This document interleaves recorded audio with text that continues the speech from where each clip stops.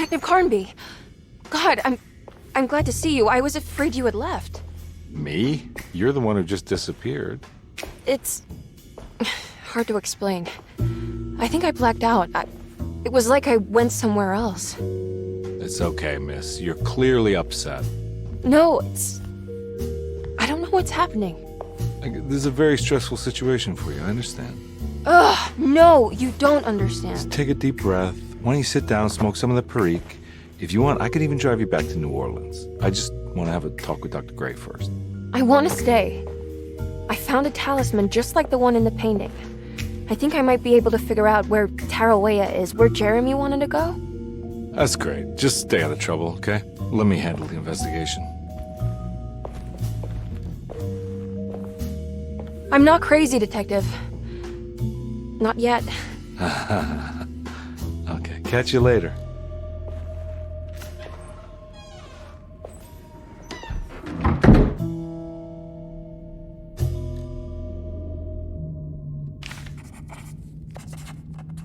If a talisman like this can open up doors between the French Quarter and Derceto, then maybe Jeremy is hiding in some strange other world, like Tarawea, the place he mentioned in the book. No matter where he is, it's clear that my search won't be limited to Derceto.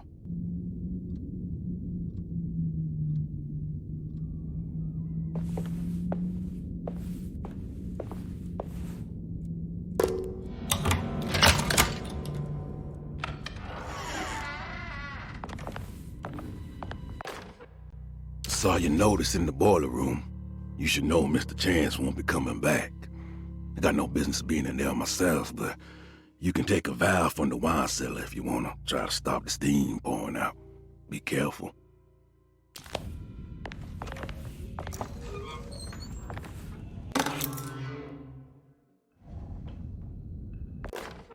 Dr. Elmore Lee Gray is Derceto's chief doctor.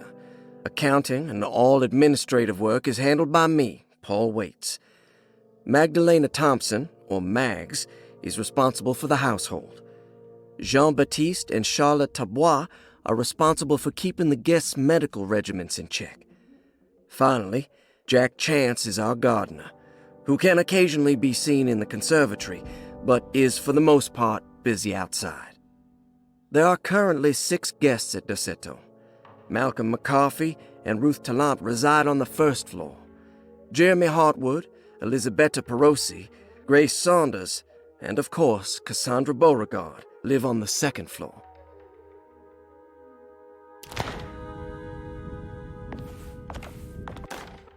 Paul, you're right about the plates on the boiler and the clock. They have been sabotaged, and I think I know who did it. They have something to do with Jeremy's episodes and how he seems to disappear at night. Right now, it's important that you keep an eye out for any of the pieces. I want to find out if I can repair the plates. Let me know if you find any of them. Lottie. Tell Lottie to take a look at the well in the kitchen garden.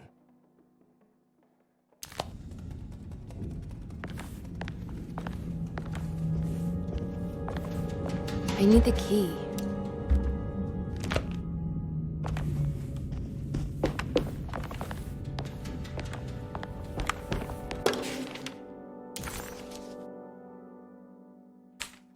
Cassandra Beauregard, the beloved author.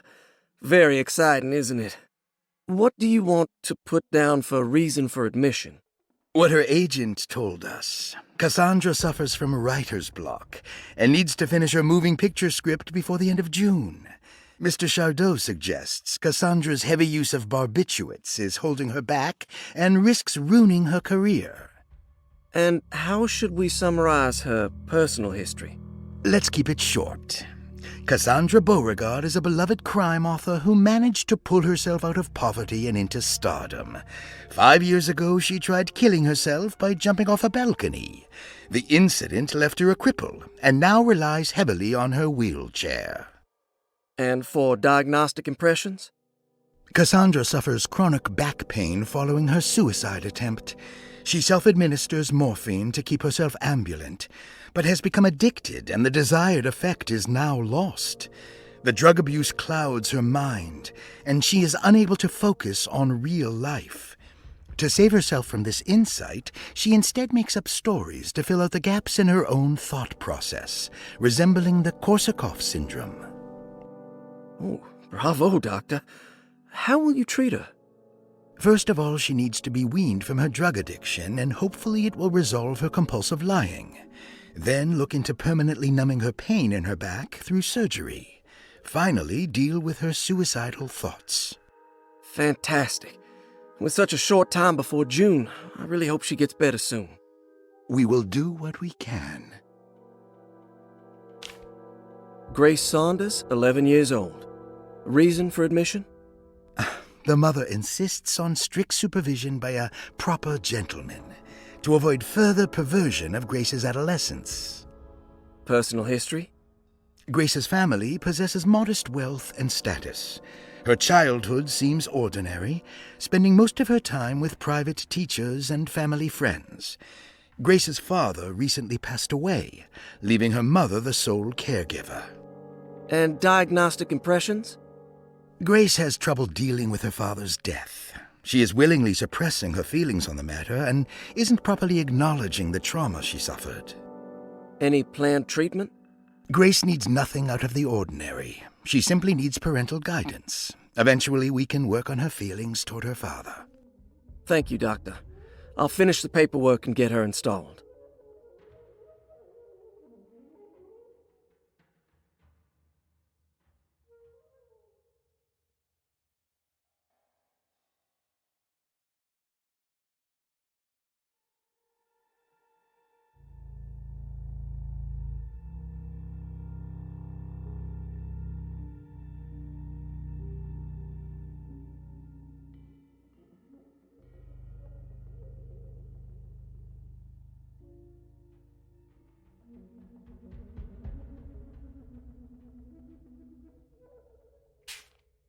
Malcolm McCarthy, 54 years of age. Reason for admission? McCarthy admitted himself to Derceto, stating simply that he needs some damn rest. And personal history? McCarthy claims he used to work as a lawyer in Baton Rouge, but says he can't go into details because of some legal dispute. His background remains largely a mystery, except for the occasional clue that he drops in conversation. Huh. And diagnostic impressions? McCarthy is an anxious man and an alcoholic.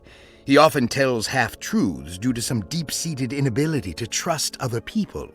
And how will you treat that? McCarthy will take some time to open up. Spending time with Jack's dog or the child should be good for him. Their harmless nature will help build his sense of trust. Thank you, Doctor. Elisabetta Perosi, 33 years old? What should I put down as reason for admission?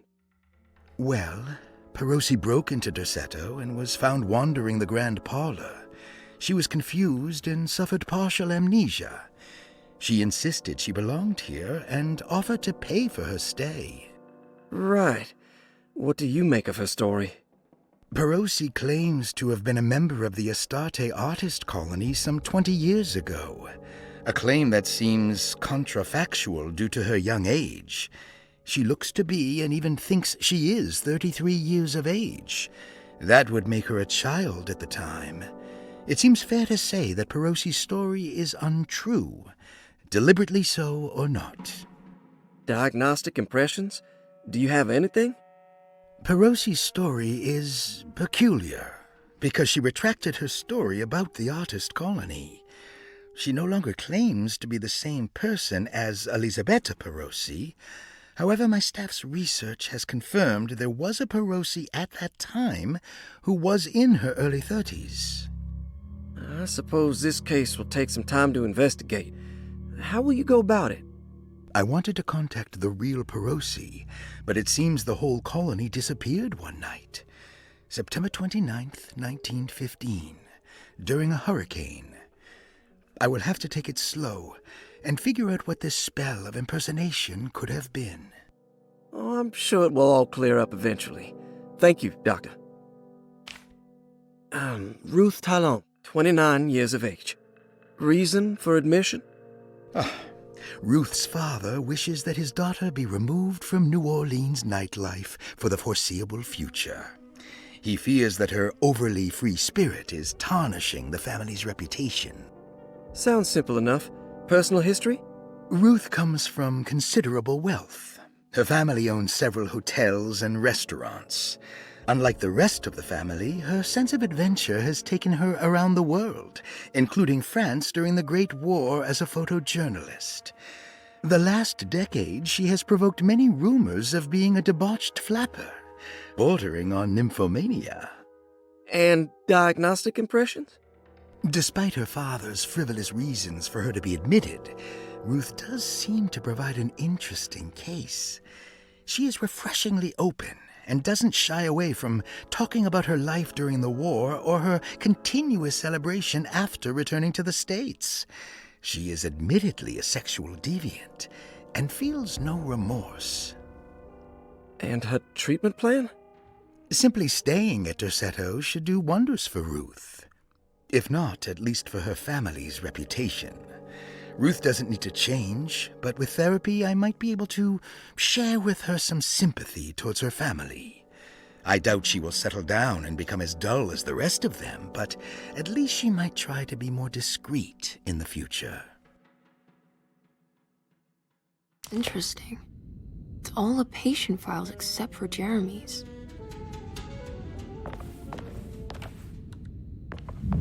Looks sturdy. Doubt I'll be opening this.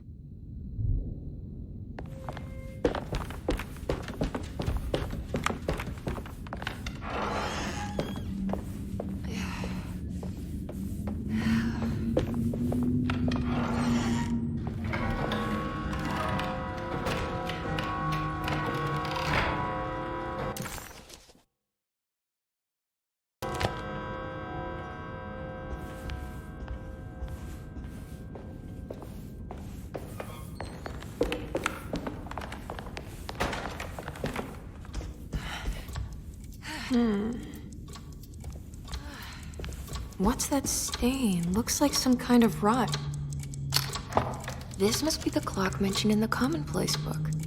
This looks like the thing that held the talisman in the French Quarter, but it's broken and missing some pieces.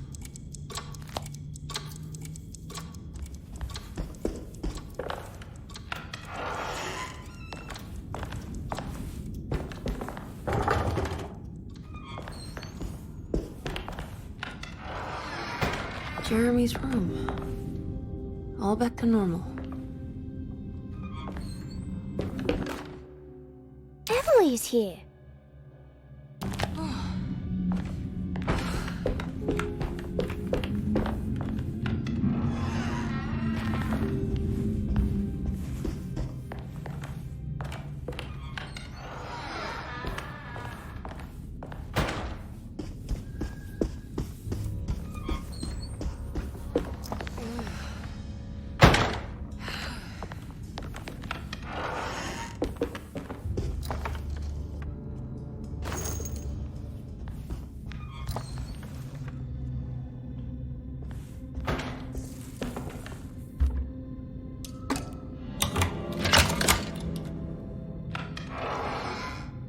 What a strange but beautiful room.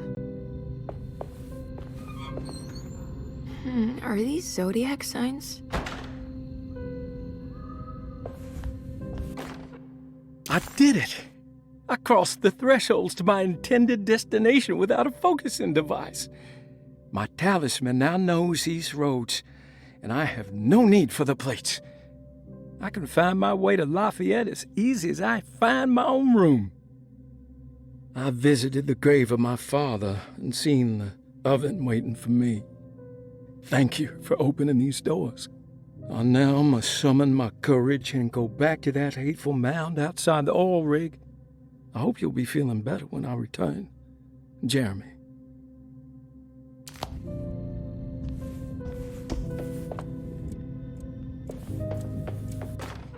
Will I need to remember how to get them out again? They are locked up for good reason. I am sure she is still able to whisper the answer in the ears of the wrong people. But not for long. I will see her burn soon enough. That black goat will be sacrificed to put an end to it all. Then it will all be over. No more Derceto, and sadly, no Astarte. Those good pirates of Pontchartrain. May you still sail the lake, until you find the shores of Hali.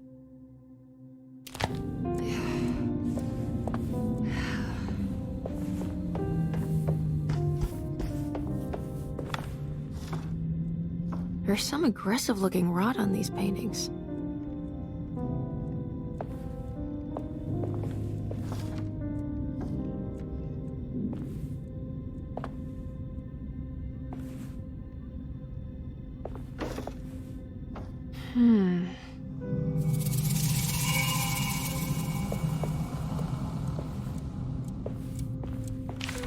The Astarte Artist Colony. I'm pretty sure they had a Mardi Gras crew called the Pirates of Pontchartrain when I was a child.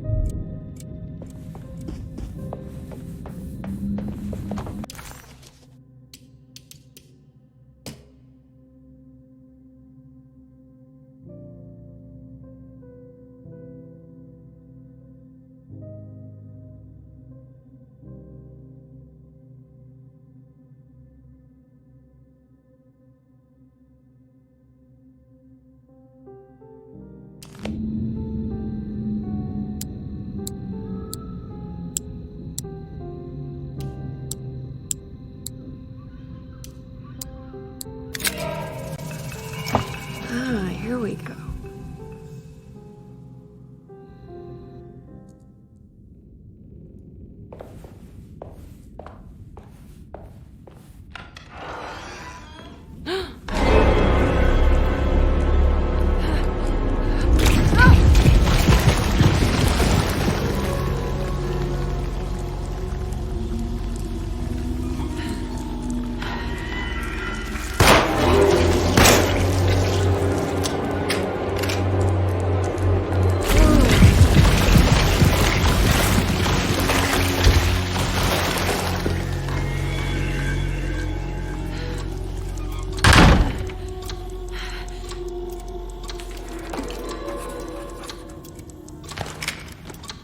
Everything's back to normal.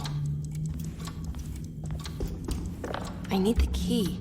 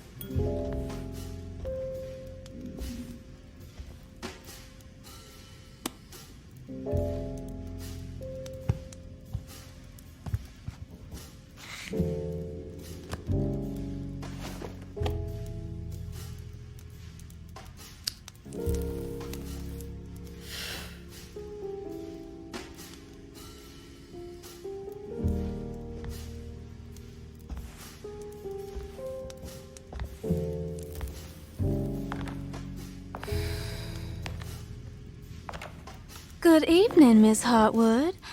That is your name, isn't it? I would be terribly embarrassed if it wasn't. You're right. Emily Hartwood, Jeremy's niece. Nice to meet you. Ruth Talon.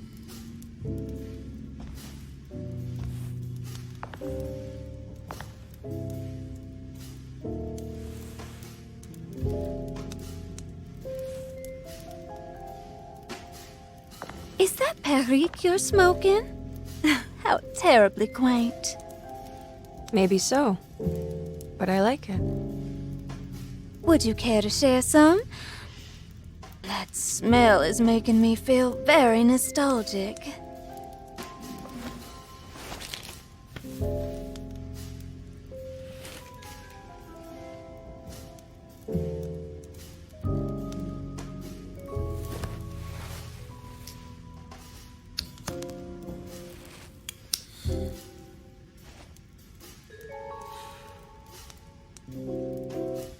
Is it all that you hope for? I enjoy your light mockery, Miss Hartwood. I can tell we would make great friends. How flattering. Too bad you're locked up in this place. Your insincerity is really refreshing. I wish you were mad as I am, then you could stay. Give it a few years and I might just be. Lunacy is one of my family's few privileges. Oh, good. I'll be looking forward to it.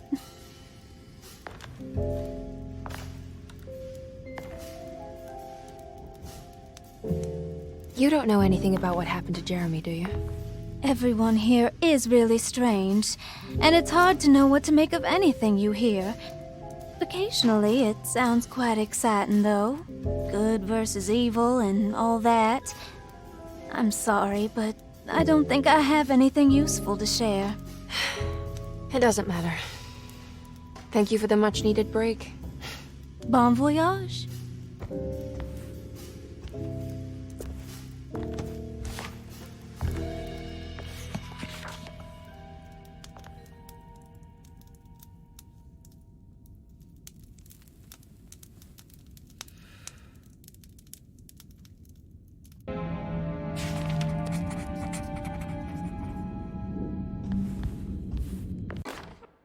Lost Plantations of Louisiana, Thierry Briclot, 1917. Derceto was a small plantation on the eastern shore of Lake Pontchartrain. The land was considered difficult for industry and was sold for only $30 to Elijah Pickford in 1818. Pickford employed hundreds of workers from nearby New Orleans to clear the woods and build a small plantation mansion facing the lake with a striking Greek Revival temple facade. Derceto kept a modest production of Perique tobacco and indigo that persisted up till the Civil War. During the antebellum era, Derceto was the source of many rumors concerning voodoo and witchcraft. People who traveled the lake reported seeing people dance at night in front of bonfires, bleating and wailing. On June 17, 1862, Captain J.W. Norton of the Union Army recounts leading a raiding party from ships anchored in Lake Pontchartrain in order to seize control of Derceto and free the slaves working there. The captain was surprised to find the workers fighting back with unprecedented zeal. Norton's account describes these men and women as enraged with fanaticism. Pickford reportedly tried to placate the raiders, but was shot in the confusion. Captain Norton left the mansion burning and retreated to his ships with his men. Derceto was left in ruins for several decades. The ownership of the land was long disputed and returned to the Ledoux family in 1901. Several police reports were filed during the following years as the Ledoux tried to get rid of a camp of squatters on their land. The police made several visits to remove the trespassers, but the people kept returning. On November 1, 1907, Inspector Legrasse of the police charged a deadly attack in order to save several children kidnapped by the squatters. Many were killed, and even more were jailed. The following year, Ledoux rebuilt Derceto, incorporating the surviving stone foundation and adding a magnificent wrought iron conservatory. The farmland had been reclaimed by the surrounding woods, so it was no longer profitable to use as a plantation. Instead, the house was turned into an artist's colony. The Astarte Artist Colony was a successful group of artists, including figures such as painter Heinrich Cassel and poet Nora Keith. The group was also known for their beloved Mardi Gras crew called the Pirates of Pontchartrain. On September 29, 1915, a tropical hurricane tore through Louisiana, causing Lake Pontchartrain to flood New Orleans. Due to the remote location of Derceto, it took almost 2 weeks for outsiders to learn that the artist's colony was abandoned. The 12 residing artists had all vanished without a trace. The empty mansion of Derceto still stands on the shore of Lake Pontchartrain, with much of its temple facade intact. The Ledoux family currently has no intention of repairing the house.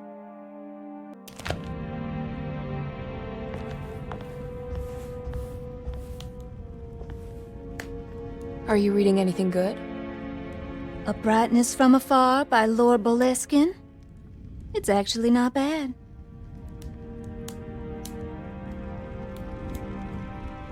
You know where Detective Carnby is?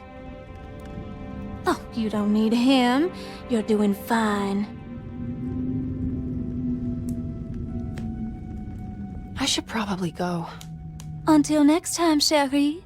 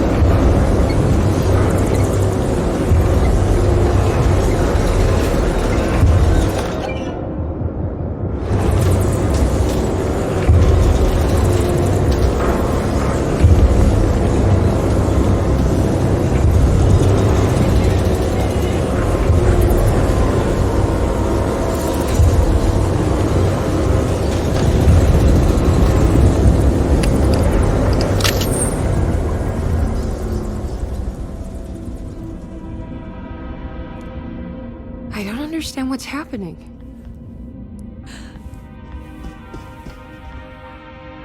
Now this'll come in handy.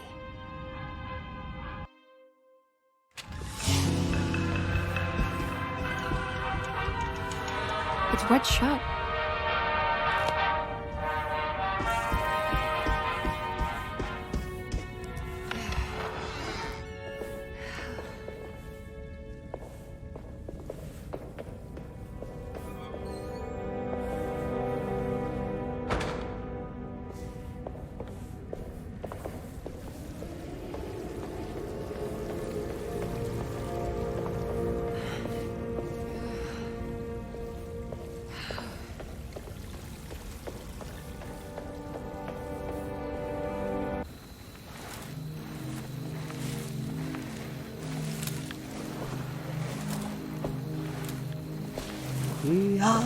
Misaki nantet mwen, Mempra misaki nantet mwen, Men le anjeni man yo deshena.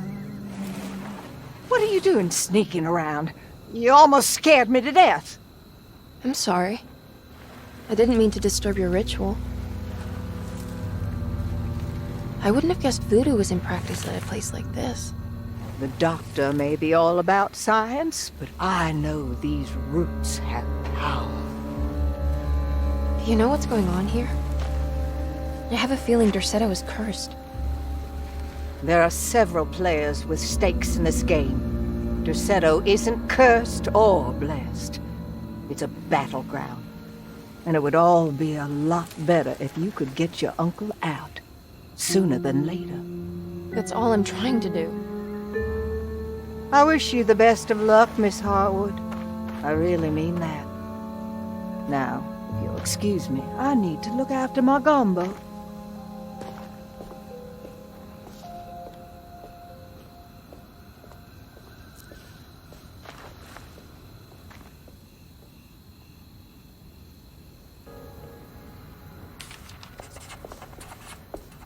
What's that?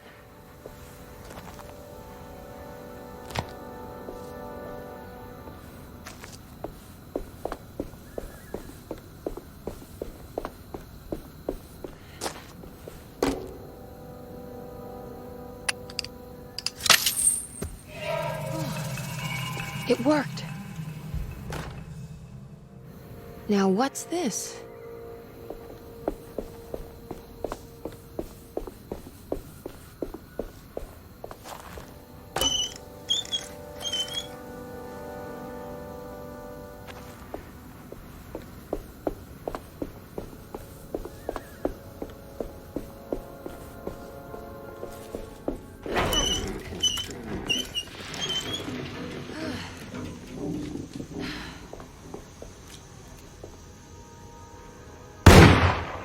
There we go.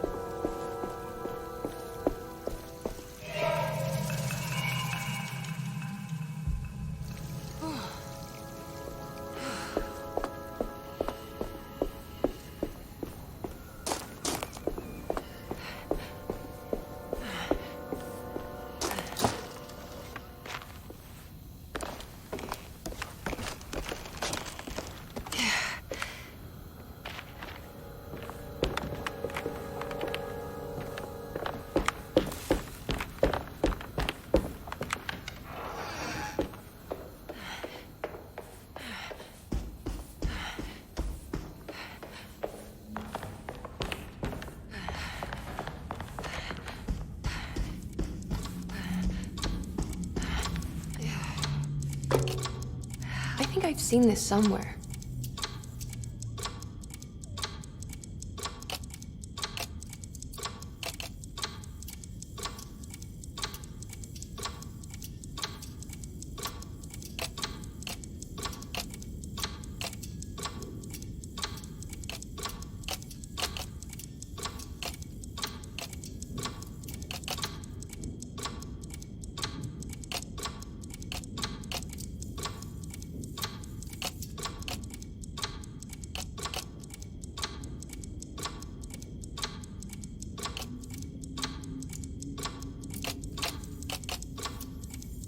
There was something in Jeremy's notebook about this.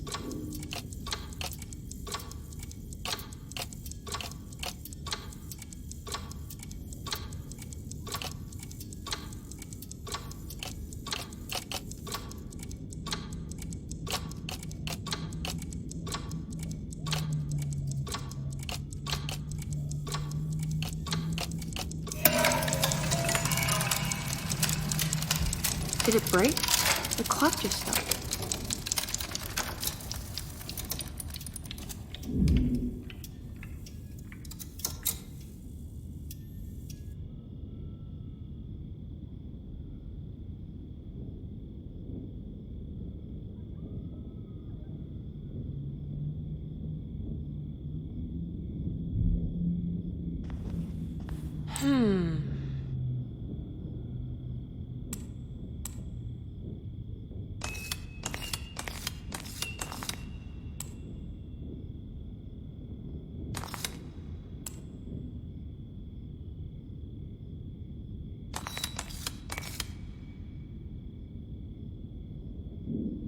It's showing me something.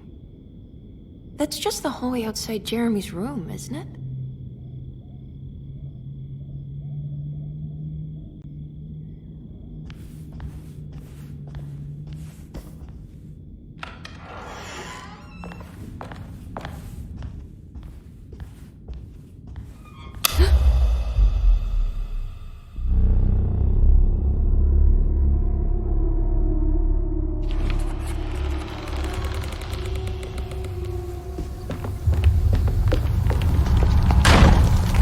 I did it.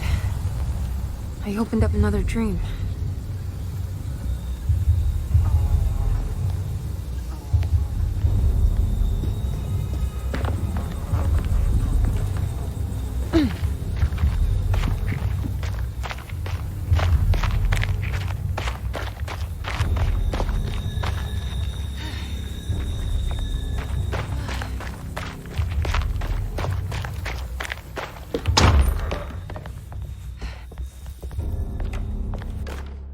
May 1923, Monday.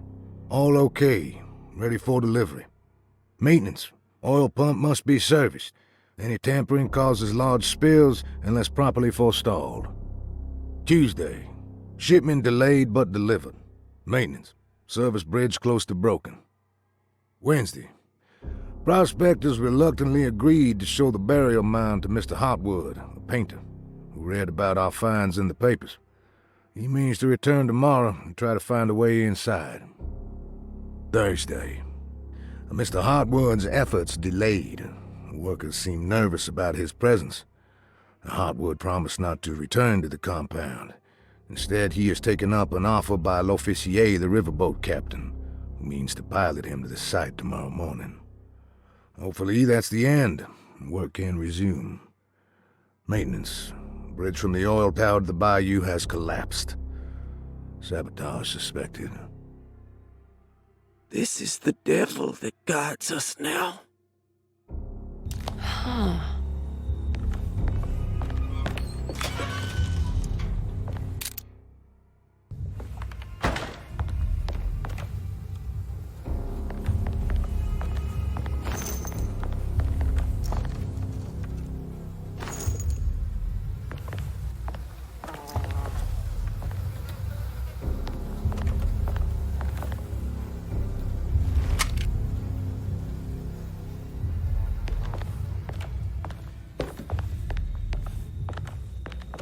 I need the key.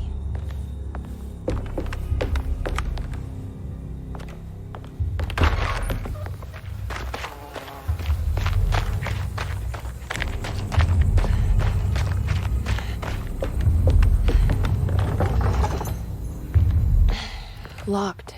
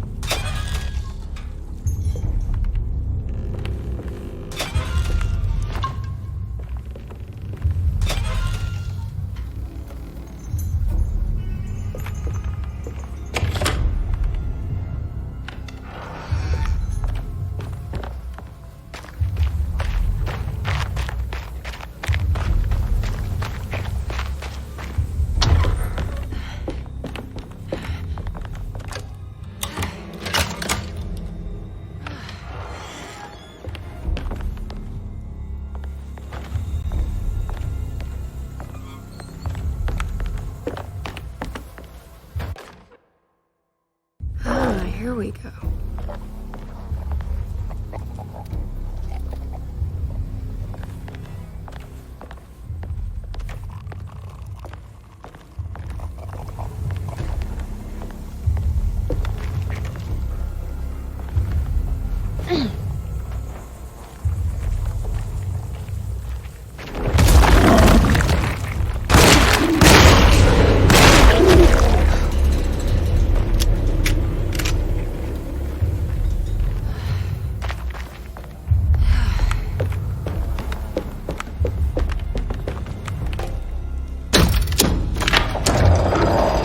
It worked.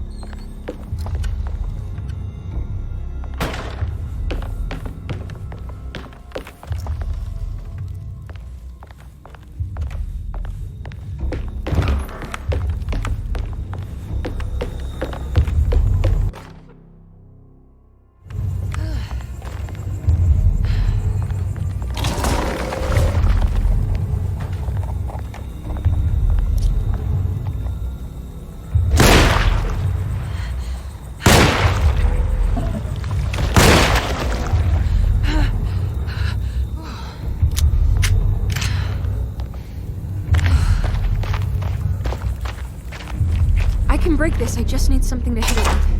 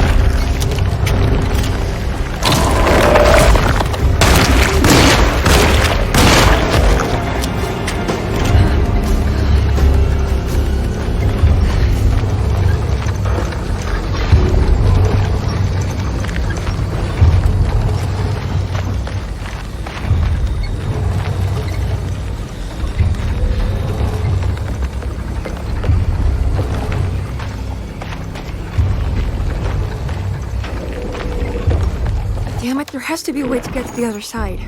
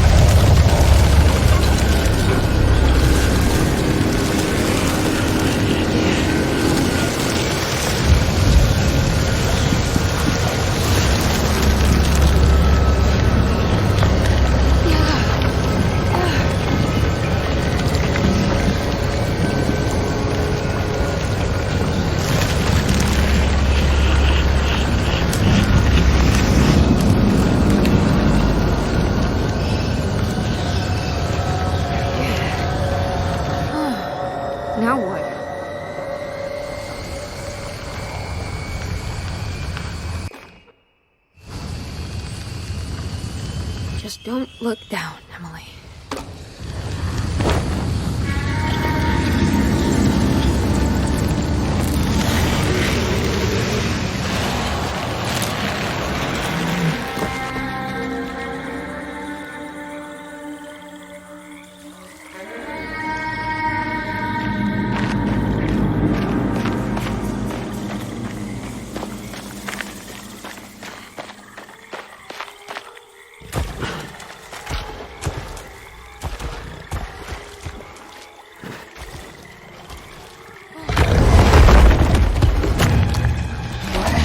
How was that?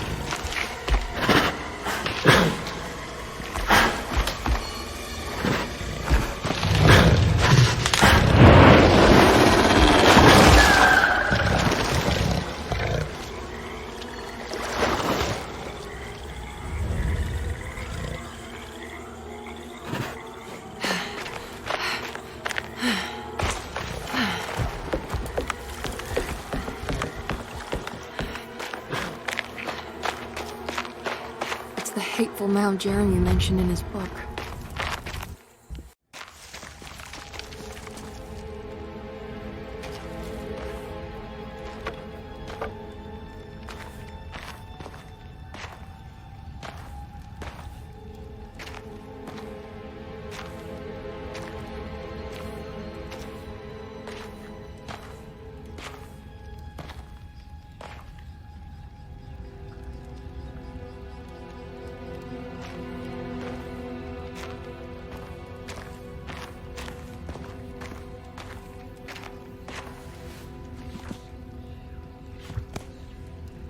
Jeremy, you dropped your...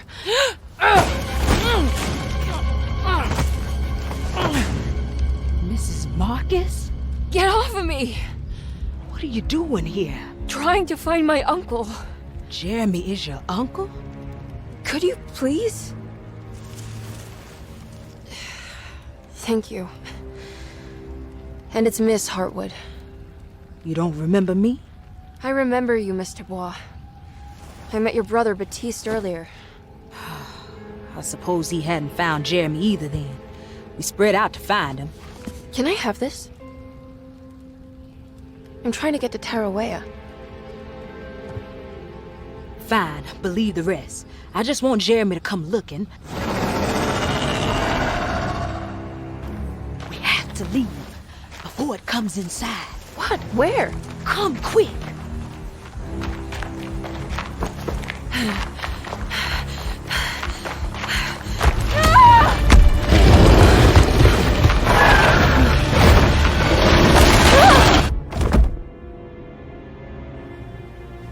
Oh, God damn my soul.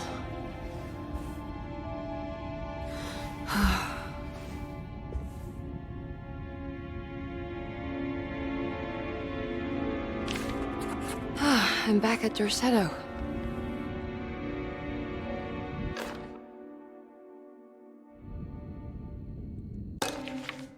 Reflections on the Power of the Verb in Certain Texts by Juan Luis Jorge. To act is in itself divine. Even the slightest movement of our hand is evidence of our soul in motion. Yet our free will is so easily overwhelmed by the dullness of everyday life. Our actions become rote and rigid in spite of luxury and comfort. True divinity is found in the choice of leaving the stage where we all perform.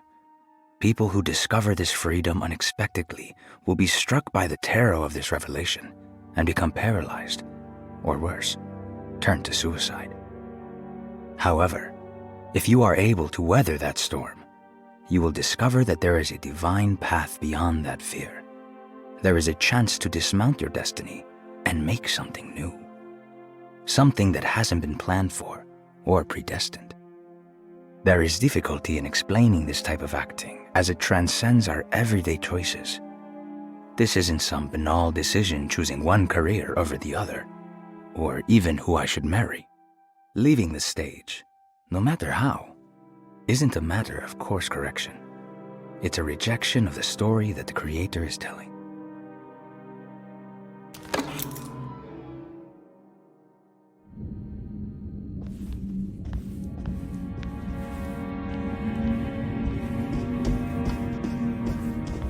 wet shut. It worked.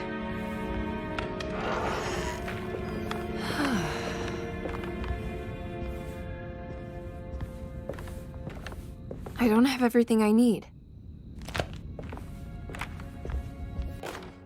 The Barlow lens. Instructions. To double the magnification of your telescope, simply fit this Barlow lens to your instrument. Then operate the fine tuners to adjust the distance between your lenses. This is easily done while looking through your eyepiece. Simply search for a position where your picture is clear and appears flat.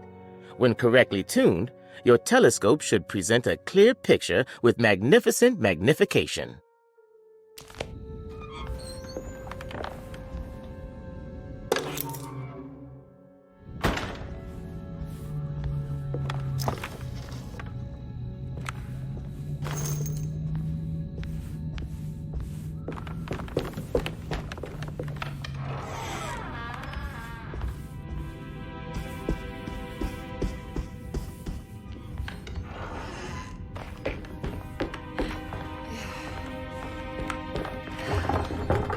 It's blocked.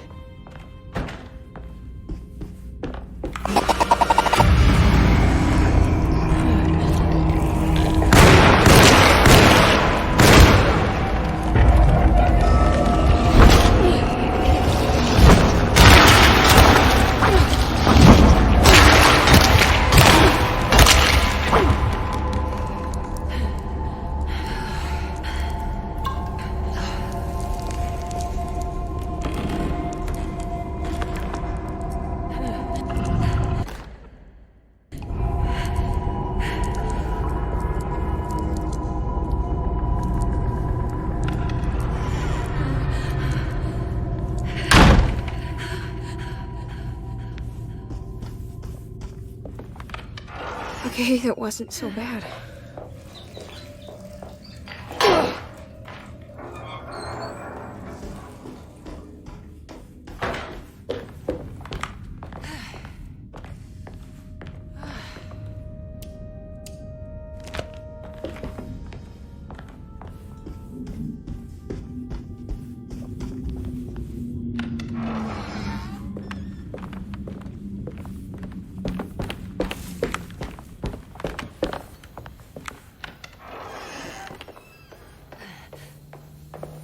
I need the key.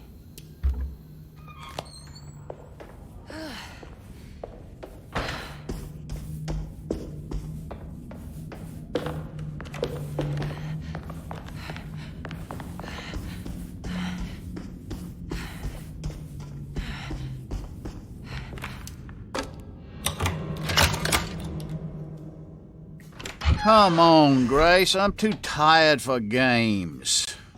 I'll even let you play with my jackknife. Oh, good evening. You haven't seen a little girl by any chance, have you? I don't think so.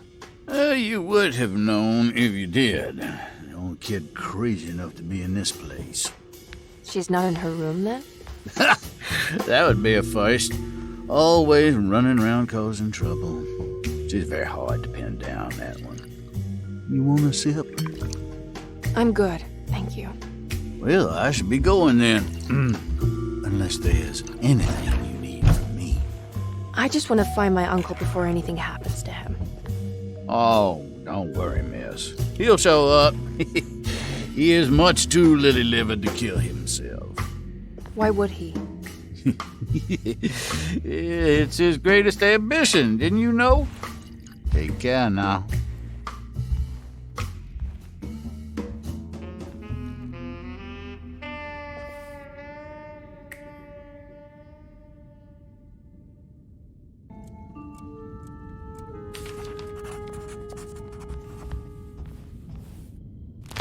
There's something missing.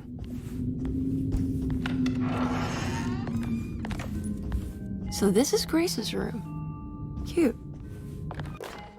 Don't you worry, Grace. Go play your game, bleat and bellow with the others. I won't be jealous. There will be more masquerades. However, I would love it if you would finish my mask for the feast. With love, Ruth.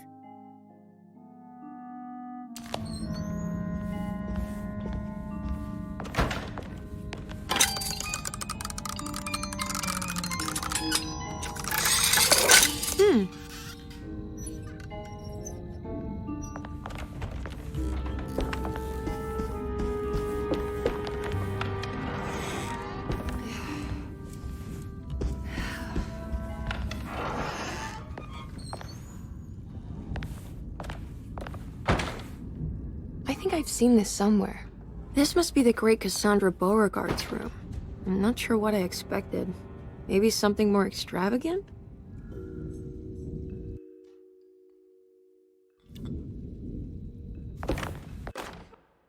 Miss Beauregard, I picked up your medicine at the post office today.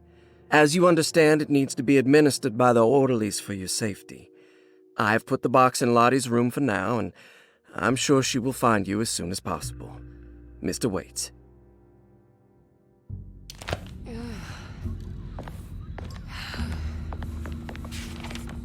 What's that? I need something else.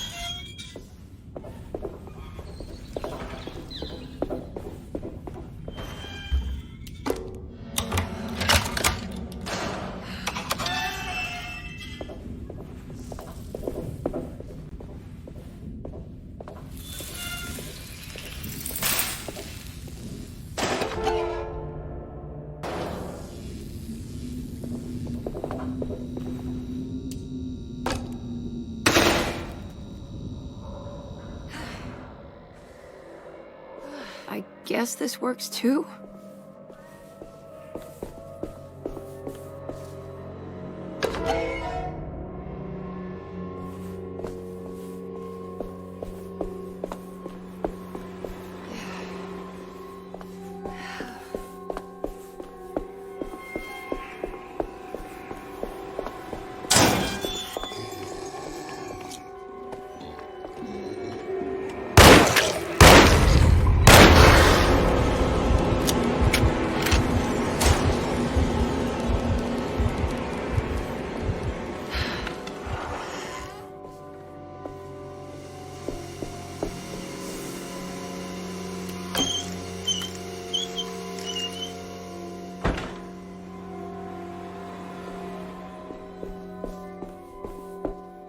Jeremy?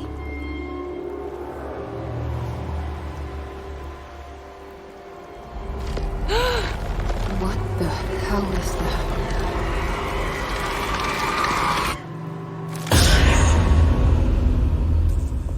What? There was a dead body in here. Did I just imagine that?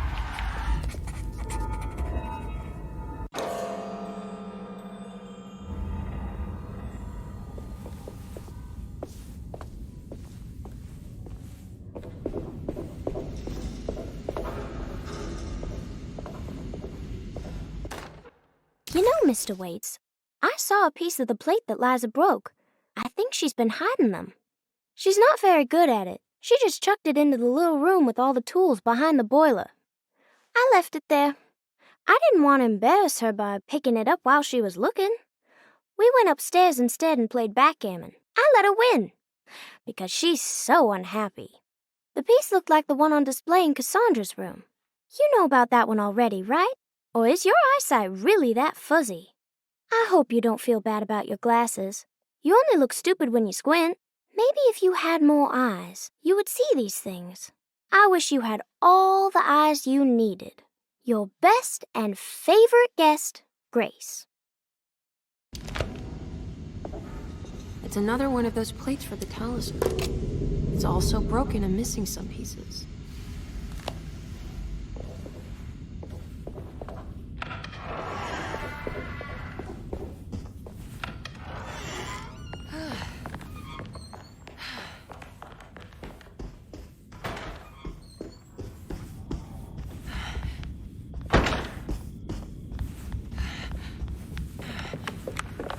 It's wet shut. It worked.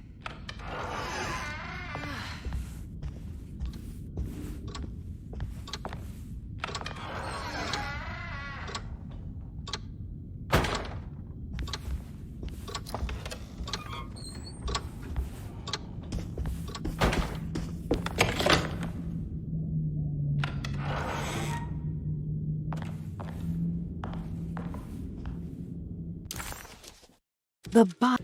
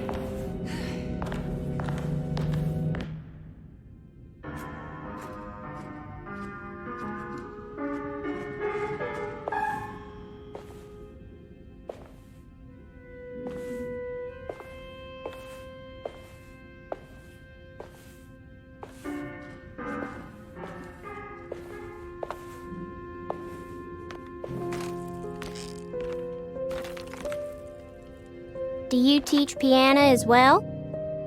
Huh? You're a governess. Did you teach those clawing Casino kids how to play the piano? How do you know about that? Just because grown-ups don't notice children doesn't mean we don't notice you. Yes. I taught them some piano. Are you any good at it? Not good enough to play a broken one. It fell from the attic. Brought half the ceiling down. It was Jeremy's fault, wasn't it? Nobody knows what happened, but you're not wrong.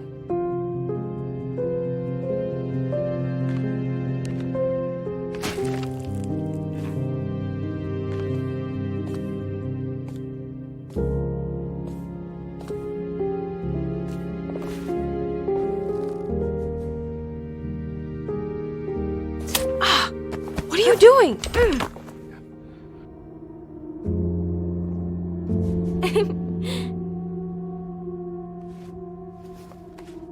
I'm gonna go now. See you around.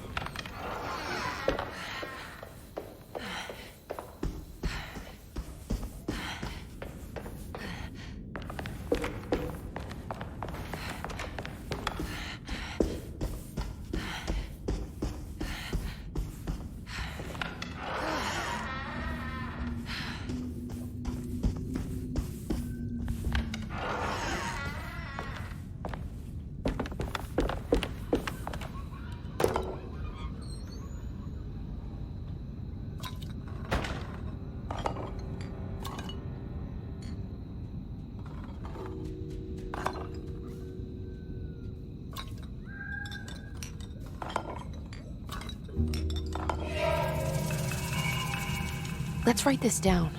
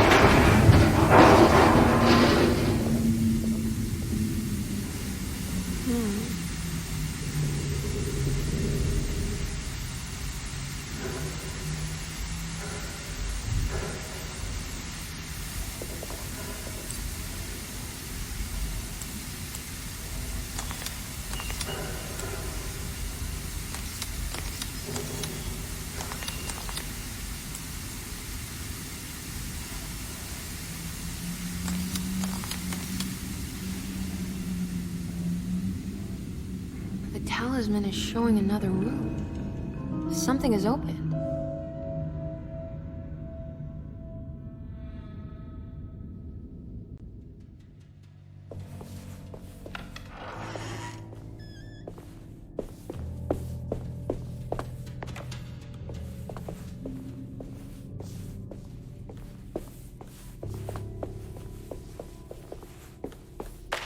It worked. I'm in another one of Jeremy's dreams.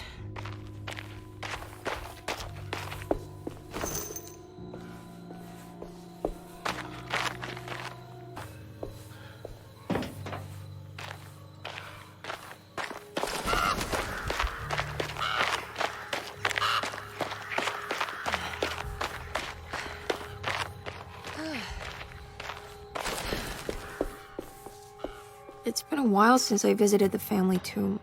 I hope it's in a better state than the real world.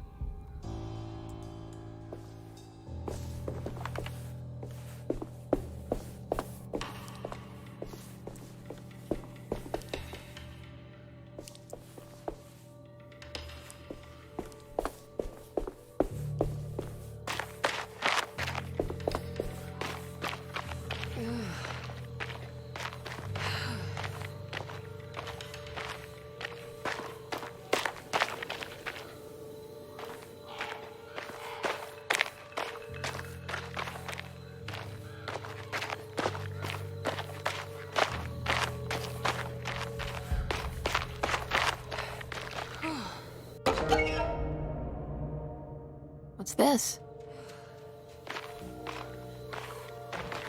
What's that for?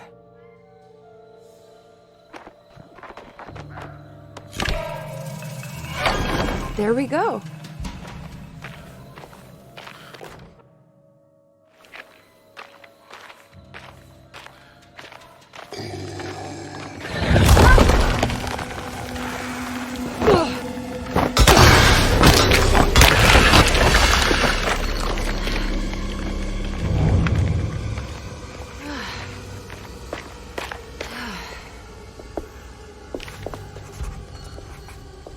This is the chapel in Jeremy's book.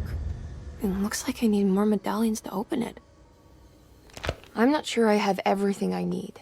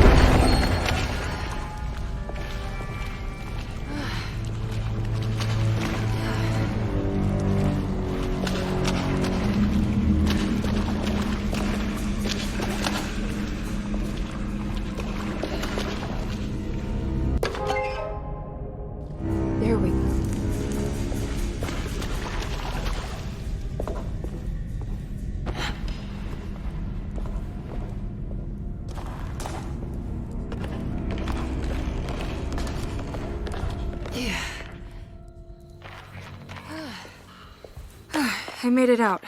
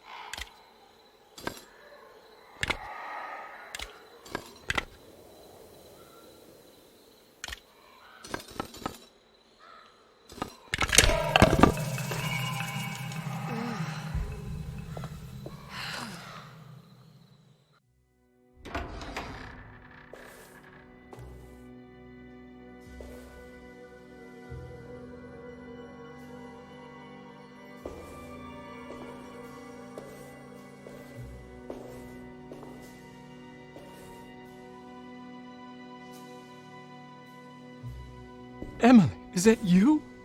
Jeremy. What are you doing here? Well, you sounded so miserable in your letter. I've come to take you away from here. I can't believe I made such a foolish mistake. All I wanted was for you to stay away. What do you mean? I bargained with the Dark Man. A pact to keep New Orleans safe with my own life as tribute. The Dark Man isn't real, Jeremy. There is nothing he can do to hurt you. How do you think any of this is happening? How do you still not trust my words? Fine. Then let me help. Don't be foolish. He will bury you next to me in his sunken temple for an eternity. I don't care. I'll find a way. I have my own talisman, and I know about Tarawea. Oh, wait, don't speak.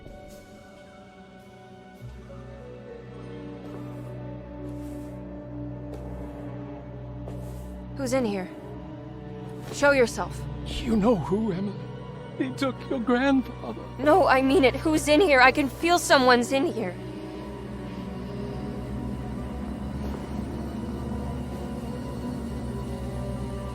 Emily!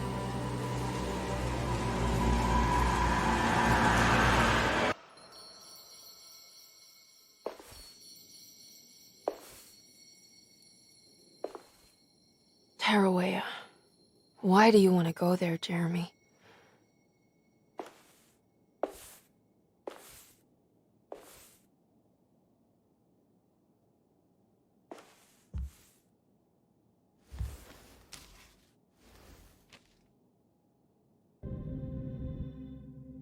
I've seen so many strange occurrences lately. Memories explode into existence and then burn out like tired glass bulb filaments. Dreamscapes crash down from the stars and sink into the sea. Doors that lead to nowhere and absolutely everywhere at once. With all this reverie, I want to think there's a chance that you found a way to remain alive in some way I cannot fathom. Just like I've learned to navigate with my talisman, maybe you, with all your knowledge, you somehow knew a way to find me again, perhaps in Tarawea. Oh, my love, Jeremy.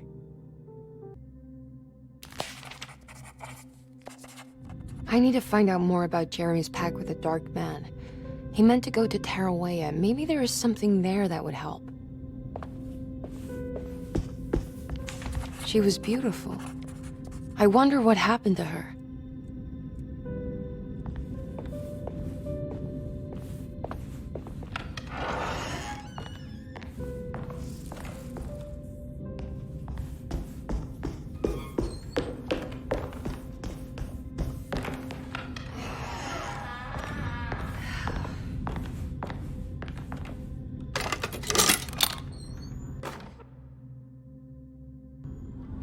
It's a telescope lens. Well, why would he lock it in here?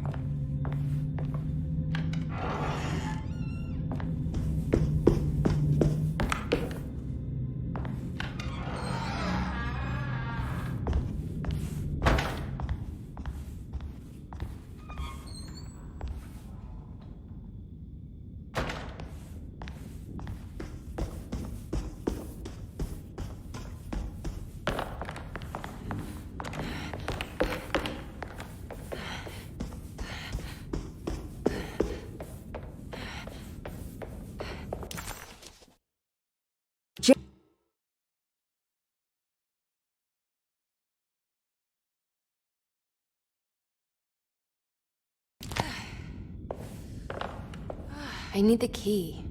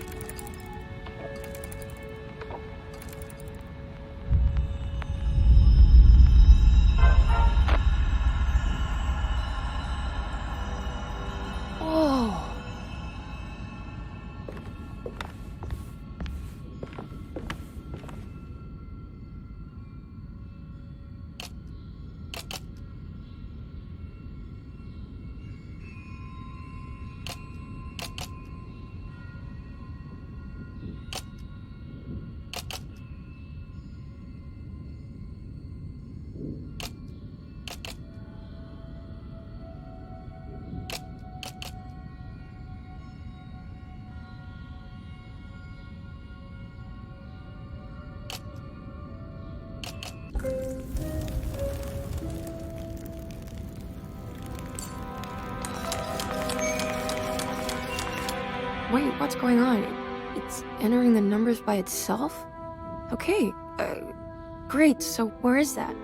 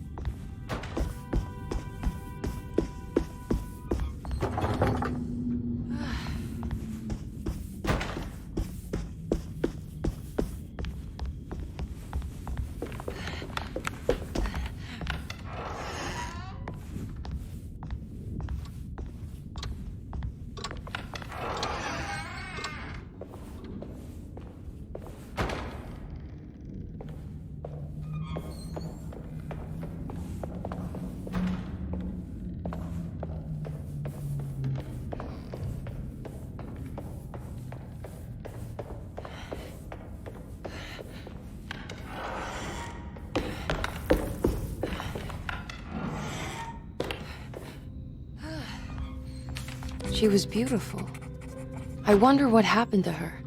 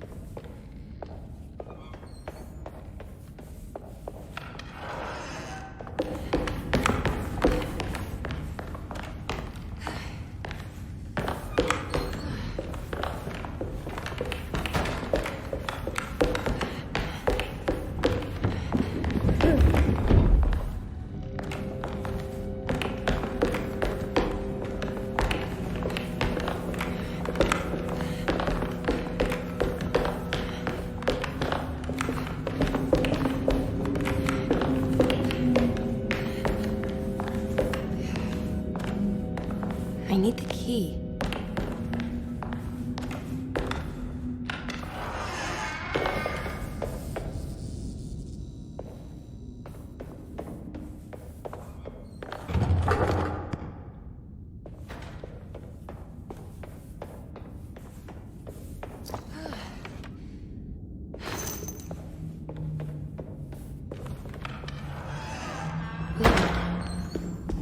There's more of that unsettling rot.